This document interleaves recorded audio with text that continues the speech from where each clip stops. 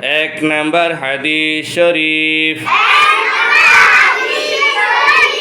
আখলিস দীনাকা ইয়াকফিকাল আমালুল কলিল। হাদিস শরীফের অর্থ তোমার ঈমানকে খাঁটি করো, অল্প আমলি নাজাতের জন্য যথেষ্ট হইবে। দুই নাম্বার হাদিস শরীফ খায়রুকুম মান তাআল্লামাল কুরআনা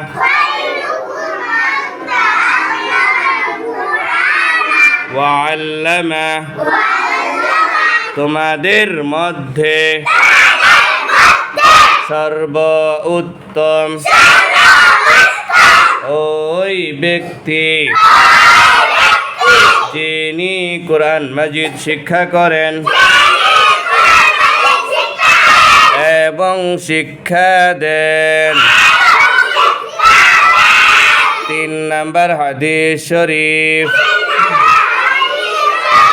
তালাবুল ইলমি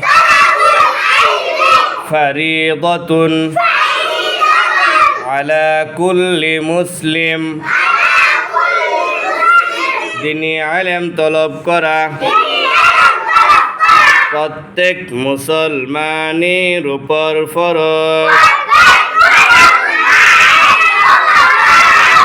চার নাম্বার হাদিস শরীফ আত-তুহুরু শাতরুল ঈমান। পবিত্রতা ঈমানের অঙ্গ। পাঁচ নাম্বার হাদিস শরীফ মিফতাহুল জান্নাতিস সালাহ। নামাজ বেহেশতের চাবি। ছয় নাম্বার হাদিস শরীফ আউয়ালু মা ইউহাসাবু أول ما يحاسب به العبد يوم القيامة الصلاة। কিয়ামতের দিন সর্বপ্রথম নামাজেরই হিসাব হইবে। সাত নাম্বার হাদিস শরীফ ফাদলুল আলিমি আলাল আবিদি কাফদলি আলা আদনাকুম। তোমাদের মধ্যে সর্বাপেক্ষা ছোট ব্যক্তি হইতে আমার মর্তবা যত বড়। বেআলেম আবেদের চেয়ে একজন খাঁটি আলেমের মর্তবা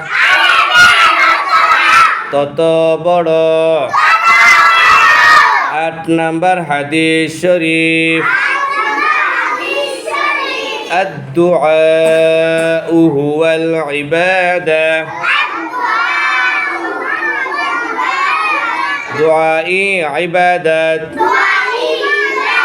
নয় নাম্বার হাদিস শরীফ মান লাম ইয়াসআলিল্লাহ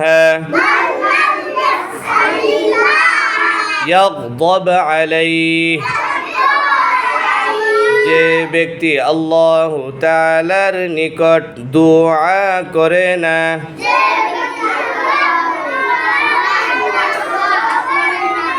আল্লাহু তাআলা তাহার উপর রাগান্বিত হন। 10 নাম্বার হাদিস শরীফ, লা ইয়ারহামুল্লাহু মান লা ইয়ারহামুন নাস। আল্লাহু তাআলা ওই ব্যক্তির উপর রহম করেন না যে ব্যক্তি মানুষের উপর রহম করে না।